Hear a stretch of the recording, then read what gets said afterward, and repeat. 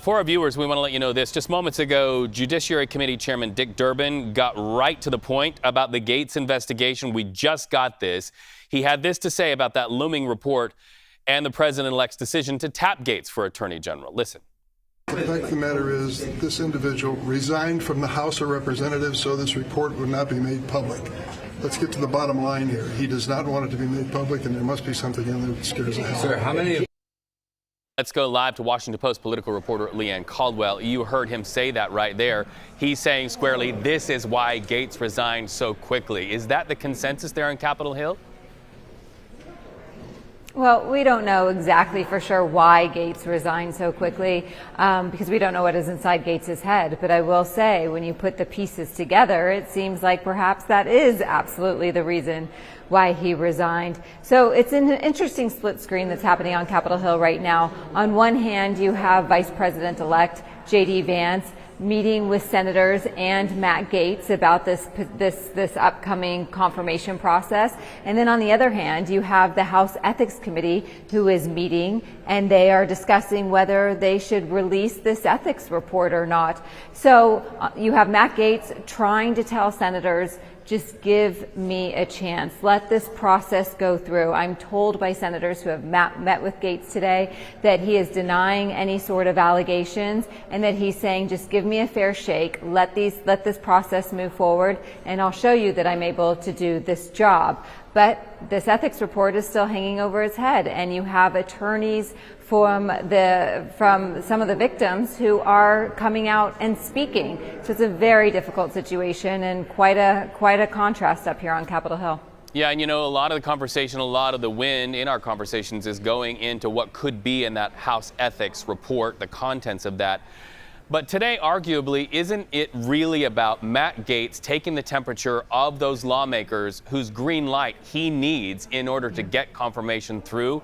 And if he gets a sense that he cannot, in those meetings, get the green light, is there a possibility that he would look at the numbers on the board and just say, not worth it?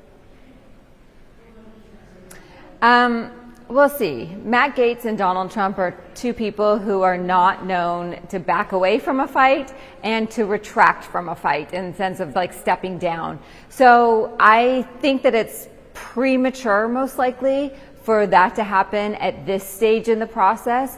The earliest these confirmation hearings are going to happen is in January, after Donald Trump is sworn into office. But there's this constant trickle of information and this cloud that is hanging over Gaetz's nomination process that could become ultimately too problematic. But you heard Donald Trump last night say that he's standing by Matt Gaetz. Matt Gaetz is here, as I said, talking to senators, trying to ask them to give him a chance.